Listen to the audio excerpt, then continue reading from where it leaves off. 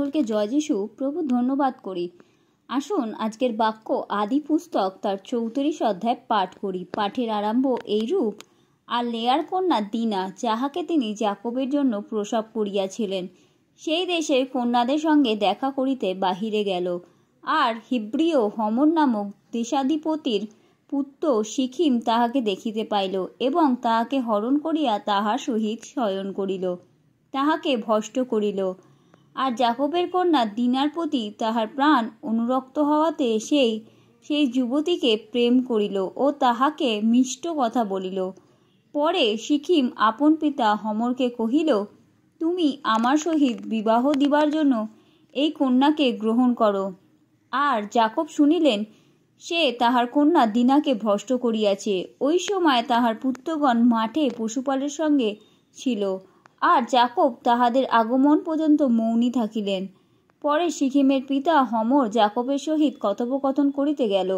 যাকবের পুত্রগণও ওই সংবাদ পাইয়া মাঠ হইতে আসিয়াছিল। তাহারা ক্ষুব্ধ ও অতি ক্রোধান্বিত হইয়াছিল, কেননা যাকবের কন্যার সহিত শয়ন করাতে সিখিম ইসরায়েলের মধ্যে মিরতার ক্রিয়া ও অকর্তব্য কর্ম করিয়াছিল। তখন হমর তাহাদের সহিত কথোপকথন করিয়া কহিল, তোমাদের সেই কন্যার প্রতি আমার পুত্র সিখিমের প্রাণ আসক্ত হইয়াছে।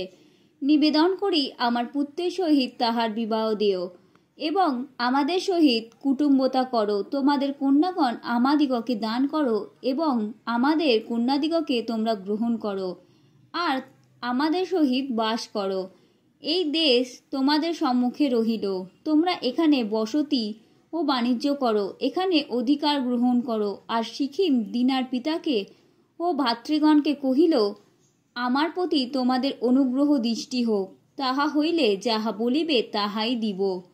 যৌতুক ও দান যত অধিক চাহিবে তোমাদের কথা অনুসারে তাহাই দিব। কোনো মতে আমার সহিত ওই কন্যার বিবাহ দেও। কিন্তু সে তাহাদের ভগিনী দিনাকে ভষ্ট করিয়াছিল বলিয়া যাকবের পুত্রগণ ছলপূর্বক আলাপ করিয়া সিখিমকে ও তাহার পিতা হমরকে উত্তর দিল। তাহারা তাহাদিগকে কহিল, অছিন্নত্বক লোককে যে আমাদের ভগিনী দিই, এমন কর্ম আমরা করিতে পারি না, করিলে আমাদের দুর্নাম হইবে। কেবল এই কর্মটি করিলে আমরা তোমাদের কথায় সম্মত হইব। আমাদের ন্যায় তোমরা প্রত্যেক পুরুষ যদি ছিন্নত্বক হও, তবে আমরা তোমাদিগকে আপনাদের কন্যাগণ দিব এবং তোমাদের কন্যাগণকে গ্রহণ করিব ও তোমাদের সহিত বাস করিয়া এক জাতি হইব। কিন্তু যদি ত্বকচ্ছেদের বিষয়ে আমাদের কথা না শোনো, তবে আমরা আপনাদের ওই কন্যাকে লইয়া চলিয়া যাইব। তখন তাহাদের এই কথায় হমর ও তাহার পুত্র সিখিম সন্তুষ্ট হইল, আর সেই যুবা অবিলম্বে সেই কর্ম করিল, কেননা সে যাকবের কন্যাতে প্রীত হইয়াছিল, আর সে আপন পিতৃকুলে সর্বাপেক্ষা সম্ভ্রান্ত ছিল। পরে হমর ও তাহার পুত্র সিখিম আপন নগরের দ্বারে আসিয়া নগর নিবাসীদের সহিত কথোপকথন করিয়া কহিল, সেই লোকেরা আমাদের সহিত নির্বিরোধে রইয়াছে, অতএব তাহারা এই দেশে বাস ও বাণিজ্য করুক। কেননা দেখো, তাহাদের সম্মুখে দেশটি সুপ্রশস্ত।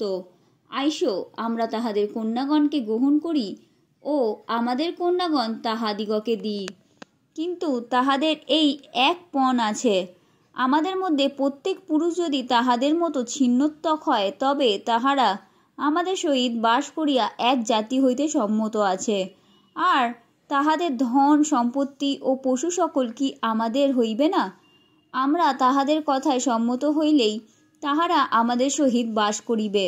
তখন হমরের ও তাহার পুত্র সিখিমের কথায় তাহার নগরের দ্বার দিয়া যে সকল লোক বাহিরে যাইত, তাহারা সম্মত হইল। আর তাহার নগর দ্বার দিয়া যে সকল পুরুষ বাইরে যাইত, তাহাদের ত্বকচ্ছেদ করা হইল। পরে তৃতীয় দিবসে তাহারা পীড়িত হইলে দিনার সহোদর সিমিয়ন ও লেবি যাকবের এই দুই পুত্র আপন আপন খড়গ গ্রহণ করিয়া নির্ভয়ে নগর আক্রমণ করত, সকল পুরুষকে বধ করিল এবং হমর ও তাহার পুত্র সিখিমকে খড়গাঘাতে বধ করিয়া সিখিমের বাটি হইতে দিনাকে লইয়া চলিয়া আসিল। উহারা তাহাদের ভগিনীকে ভষ্ট করিয়াছিল এই জন্য যাকবের পুত্রগণ হত লোকেদের নিকটে গিয়া নগর লুট করিল। তাহারা উহাদের মেষ, গরু ও গর্ধব সকল এবং নগরস্থ ও ক্ষেতস্থ যাবতীয় দ্রব্য হরণ করিল, আর উহাদের শিশু ও স্ত্রীগণকে বন্দী করিয়া উহাদের সমস্ত ধন ও গৃহের সর্বস্ব লুট করিল। তখন যাকব শিময়নকে ও লেবীকে কহিলেন, তোমরা এই দেশ নিবাসী কনানীয় ও পরিসীয়দের নিকটে আমাকে দুর্গন্ধস্বরূপ করিয়া ব্যাকুল করিলে।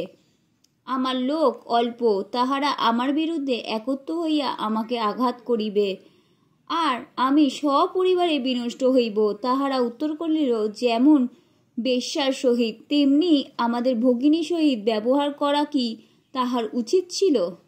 আমেন।